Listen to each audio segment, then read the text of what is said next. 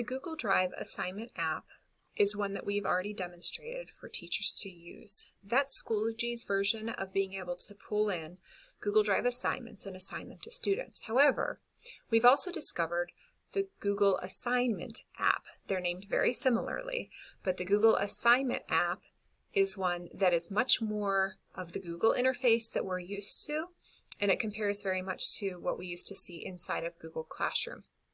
So I'm going to demonstrate how to use the Google Assignment app.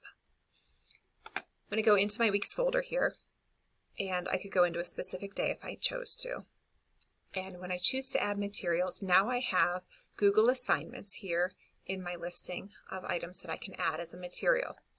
When I choose this, now the first time that you do this, this particular screen will ask you, the blue button will say to link it, and once you link it, it has you go through and it has you select which items inside of your Google Classroom that it could have access to and Google Drive that it can have access to. But from then on, once you get that linked the first time, then it'll always just have this continue button here. So I'm going to click continue, and inside of here you can see that this looks really similar to what we have seen in the past. So I'm going to go ahead and I'm going to make this assignment worth 25 points. You just are going to work through it. Make sure that you put in a due date on there because this is going to become important for submissions and things for the students. All right, I'm going to do this. We're going to do a literary element activity that I have here. Now I can add a rubric. So if I had a rubric inside of Google already pre-created, I could add additional instructions. Note that I have that plagiarism checker right here that I can turn on. Remember, you have 5 originality reports that you can use per year with your students. If I wanted to, I could create a brand new Docker sheet that I could attach to this and each student would get a copy. Or in this case, I'm going to attach a pre-made item from my Google Drive. And I'm going to go ahead and pull that item in. I could attach multiple if I needed to, but you notice here that it immediately is going to say that each student is going to receive a copy of it, which is what we want. So when I go ahead and click create, there is a little bit more with this that we need to do. Okay, that box is going to stay there for a minute and then it's going to disappear, and here's what the assignment looks like.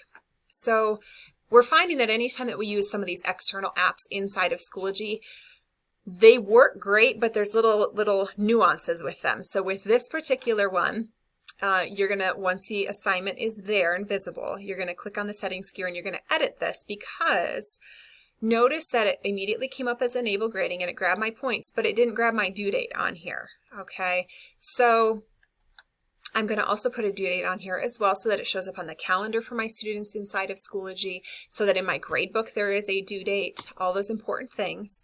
It's going to grab your default category for the assignment. Remember, when you set your grade settings, you were able to pick which category you wanted to be the default. But even though I have the correct grading scale set as my default inside of the grade settings, it's not grabbing that. So that's just another small thing.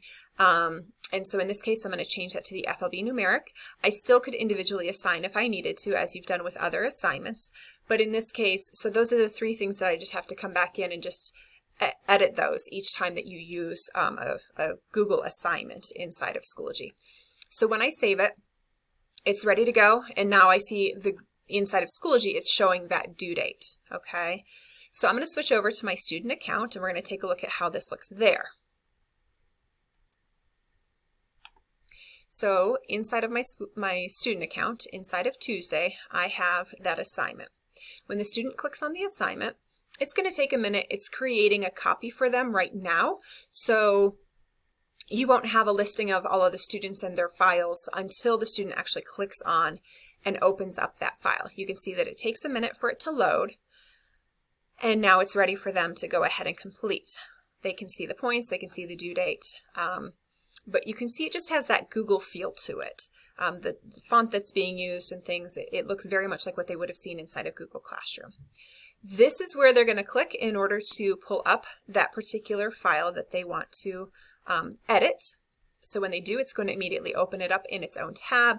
The student can make changes on there. I'm going to just make one change and I'm going to highlight so that way we can see that. And the student is now going to attach and submit. But before we attach and submit, I want to show you from the teacher perspective. I'm going to hop back over to there. On the teacher side, if I come in and I take a look now, I would see any student who's opened that file, I would have access to, and I can click on their assignment, and it opens it up where I can see, and I can actually, that's what they highlighted. I can actually work inside of here, and I'm going to make another change here, just so that we can kind of see how this is working back and forth. Now I'm in suggesting mode, so suggestions do work as well. Okay. And I'm going to go ahead and close that out. So I made my changes. I don't know why it seems to open them in 2 tabs. It opens the file twice, but it does. So again, little nuances, little things, but so you kind of have to weigh the pros and cons of that. If I come back into the student's view of things there, you can see what the teacher, did and say that it was, suggested. So it still is a live file. Both the teacher and the student can edit it during the process of that work time of them working on it before they've submitted it. But once the student is ready to submit, they're going to close that file, okay? And that's when they use the open to attach and submit. So this blue button here, it's going to show what's being attached. They could add additional files if they needed to. And when they actually click on the submit button, they have to verify, yes, I am ready to submit. And it's going to work through a process, excuse me, and it's going to give them a screen that lets them know that it's been submitted. Okay, and notice it has the date on there, the date and the timestamp, which is really nice for you as the teacher. If it's prior to the due date, the student can unsubmit from this particular page. Okay, but if it's after the due date, then they will not be able to unsubmit. All right, so it's showing up there as submitted. Okay, and if I come over to here and I'm going to refresh, now the student sees it like this. Okay, that it's already been submitted. Okay, now notice that they don't see here that button to unsubmit. They have to click on the open to attach and submit before they would see that unsubmit option.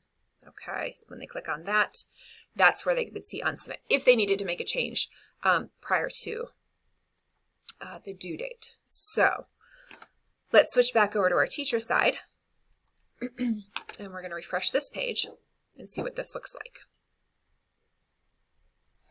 So now I'm seeing that it has been submitted by the student. All right, I'm going to click on it. And again, you're going to see that this looks very similar to how we used to grade things inside of Google Classroom. Okay, it just has that feel to it. All right, I'm going to go ahead and get rid of that one. Now, I can sort up here by first name, by last name, or by status, meaning is it just assigned to them or has it been submitted? Okay, so those are there as well. You have the arrows that you can work through each student who has submitted, and it's just going to, arrow you through each of theirs. You have the full Google editing toolbar, including suggesting, okay, all those suggesting modes and things that we didn't have inside of Schoology. So I have my comment bank here. I can pull in and use my comment bank, and I can do, the grading here and overall feedback. All right, I'm not going to make any changes on this. I'm just going to submit a grade. And, oh, one last thing too, though, that I wanted you to see. See here where it says see history? If I click on that, I can see when it was assigned, when it was submitted, and then when that grade was put in. So if the student does go through the process of submitting and unsubmitting and submitting and unsubmitting, you will have that. And it is nice that it shows you right here when that item was submitted inside of Schoology. We didn't have that inside of the Google Drive assignment app. And so again, just another feature that this one has that the other one did not. The last thing that I want to show you is I could go on to my next student. Now I don't have another student in here, but I could potentially go on to my next student and attach grades without the student seeing this grade that I just assigned for this student's paper. Okay. What I have a choice of is if I return just this submission, just that one student will receive a grade and be notified, and just that one student's grade will go into the grade book.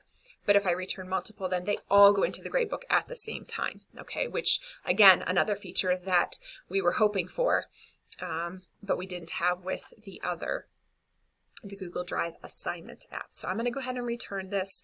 It lets me know that the student's going to be notified. I'm going to go ahead and return, and then I'm going to go over once that's done. Okay, so now the student will have a grade, and what I'm going to do is in the gradebook, so I'm looking for my literary elements. There's that score that was just put in for that student. Okay, so by me putting the grade in to the assignment, and when I said return, that's when the grade came here. The grade does not come into the grade book until I actually return that item. So Google Assignment versus Google Drive Assignment. So just slightly different, but I think that this one offers a lot of the features that we were missing with the other one. A couple of the caveats with this to know about is that notice that inside the gradebook, there is no page icon here. You see a page icon over here to show me that something was submitted, and I can use that as an indicator that I need to go and I need to grade that assignment. If this were a Google Drive assignment, then it would have had that page. But with this particular one, just the Google assignment, then even though the student submitted, it does not have that indicator here. So I can't use my, my option here to narrow things down to say like, oh, there's a, that it needs grading, because the system doesn't recognize that it's been turned in. It's been turned in essentially through the app rather than through Schoology. Okay, so you don't have that option.